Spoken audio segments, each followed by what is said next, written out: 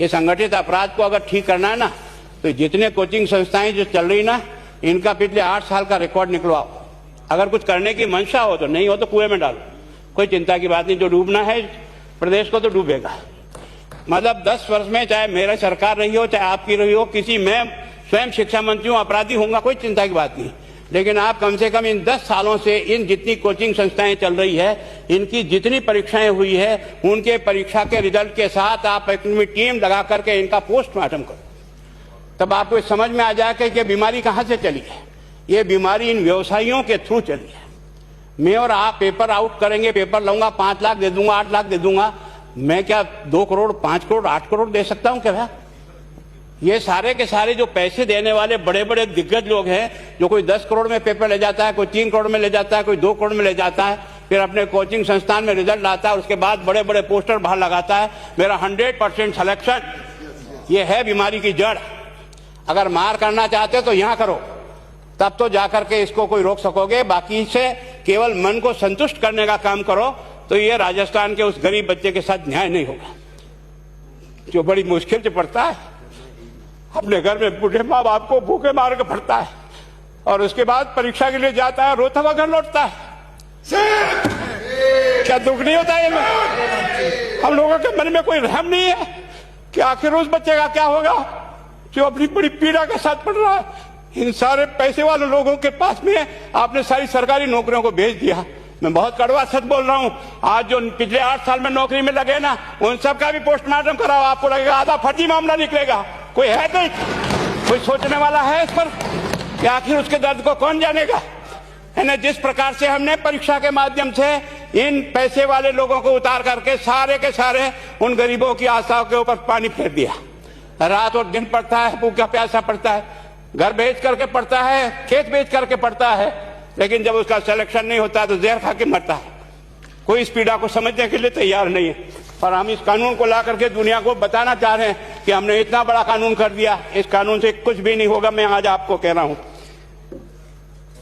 ये जो आपने नए प्रावधान जोड़े हैं, मैं सोचता हूं कि मुझे कुछ बोलने की इच्छा नहीं, मुझे बहुत दुख है इस बात का। क्या होगा ये?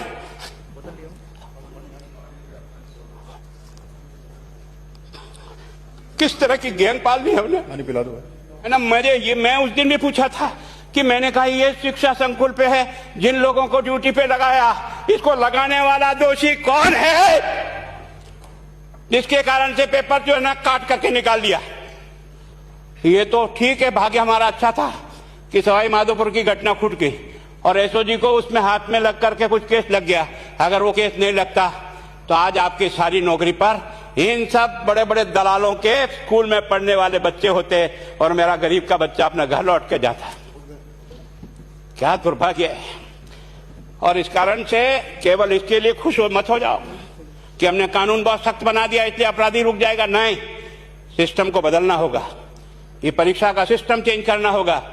मैं सोचता हूं कि क्या हम इतने अक्लमंद बैठे हैं, क्या इस व्यवस्था को चेंज नहीं कर सकते?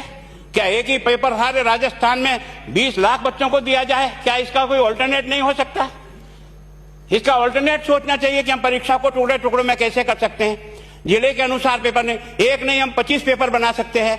कौन से सेंटर पर कौन सा पेपर जाएगा कोई तय नहीं करेगा कौन सा जाएगा, और हम जो इच्छा होगी उस सेंटर पर पेपर भेजेंगे। और ये जितने भी प्राइवेट कॉलेजों में आपने सेंटर बना रखे उनको बंद करो, इनको तुरंत बंद करिए एक ऑर्डर से।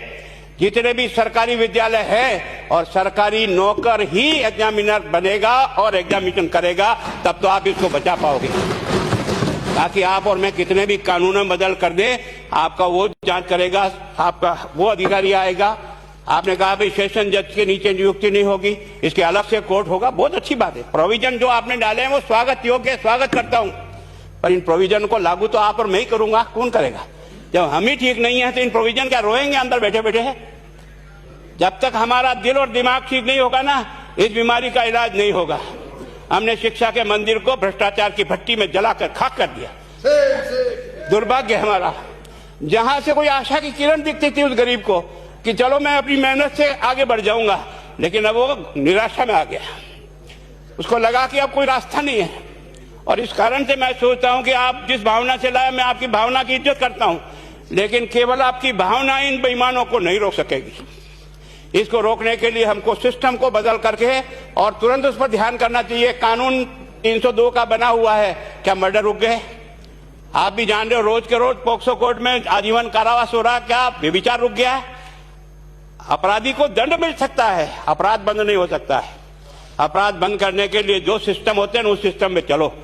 एकमात्र इस देश में भ्रष्टाचार की भट्टी में देश जल रहा था, केवल और केवल एक तरह से प्रत्येक व्यक्ति का खाता खुलवाकर देश के प्रधानमंत्री में सारा का सारा बेनिफिट उसका सीधा खाते में डाला।